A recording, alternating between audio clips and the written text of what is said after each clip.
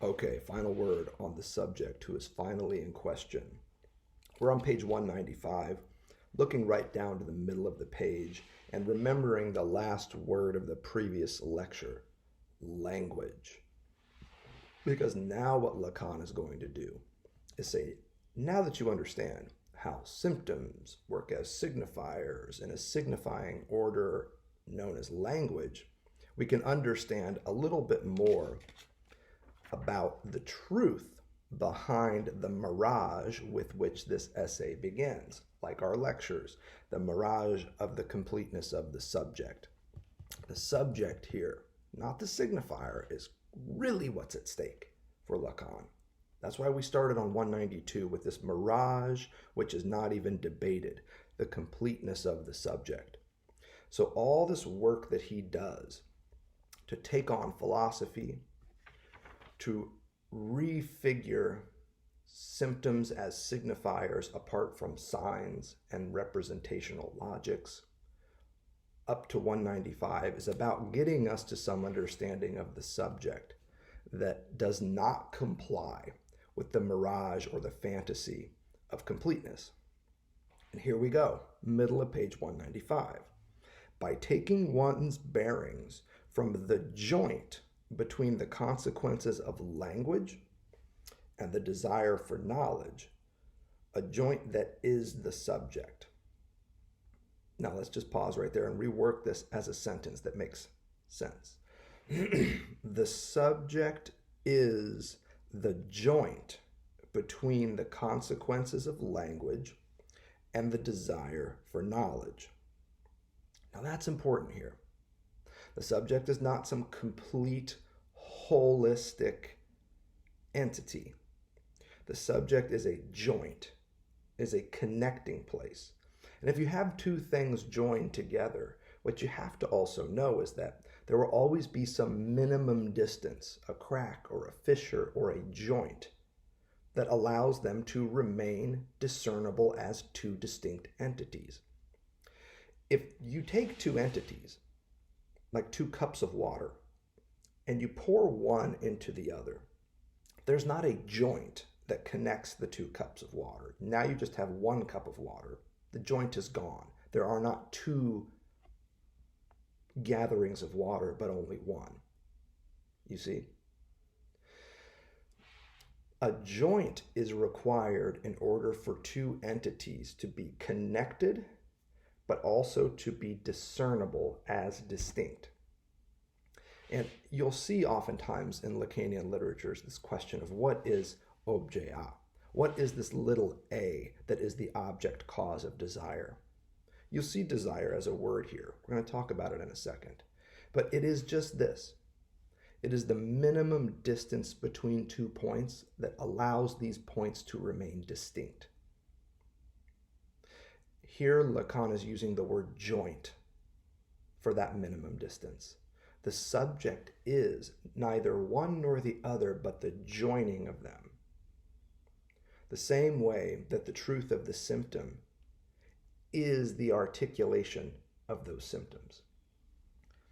A signifier has meaning only through its relation to another signifier. It's at the level of the relationship, the connection, that the signifier takes on meaning. It doesn't have meaning in itself. It doesn't have meaning in a referent that it connects to.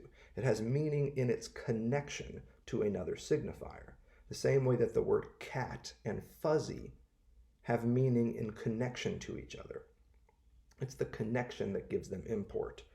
This connection is the truth of the symptom, it's the truth of the signifying order, it's the truth of truth, and it is also here the truth of the subject. The subject is the joint between the consequences of language and the desire for knowledge.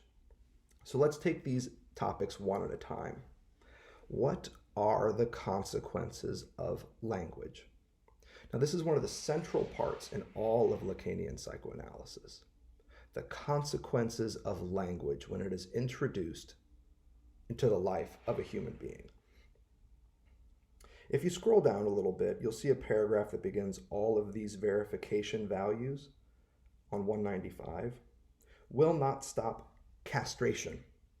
which is the key to the subject's radical dodge. There's that French word again that connects with the word for detour on 195, by which the symptom comes into being, from remaining even in the training analysis, the enigma that the subject resolves only by avoiding it.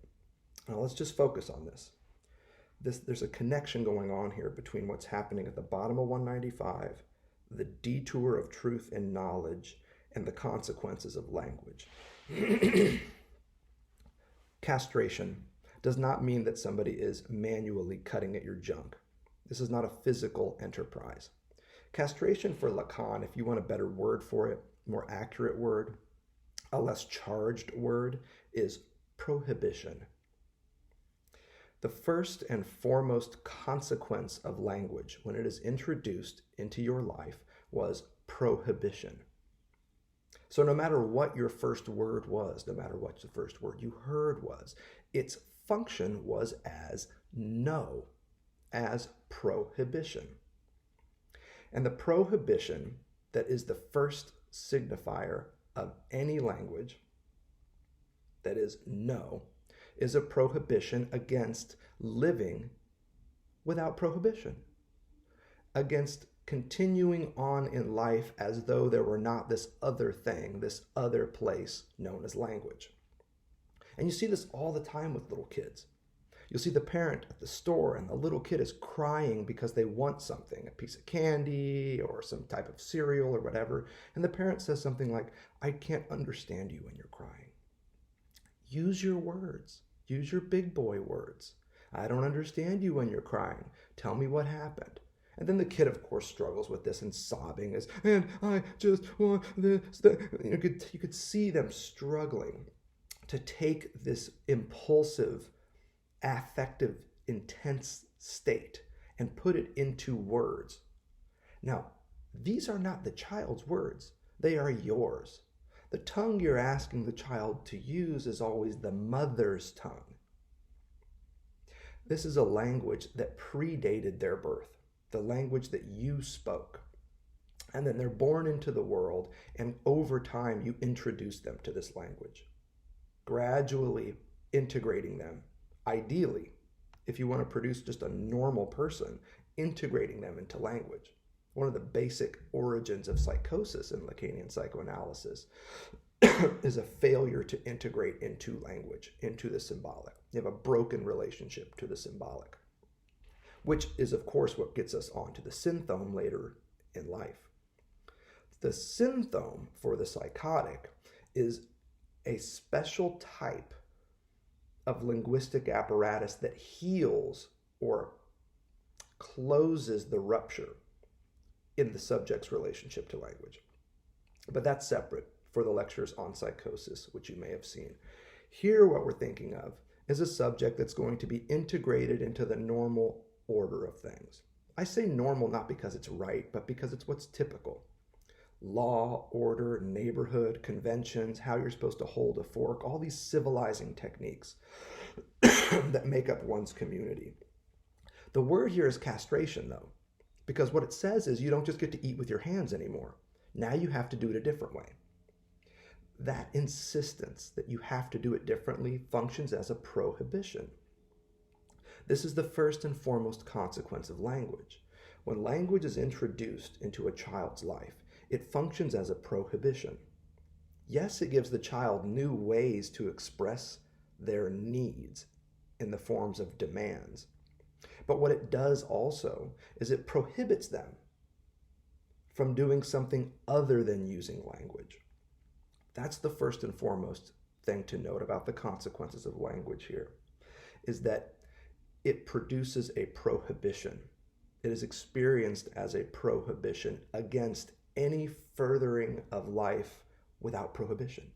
When you're a baby, you eat with your hands. You say what you want. When you have to poop, you poop. When you have to pee, you pee. When you're upset, you cry.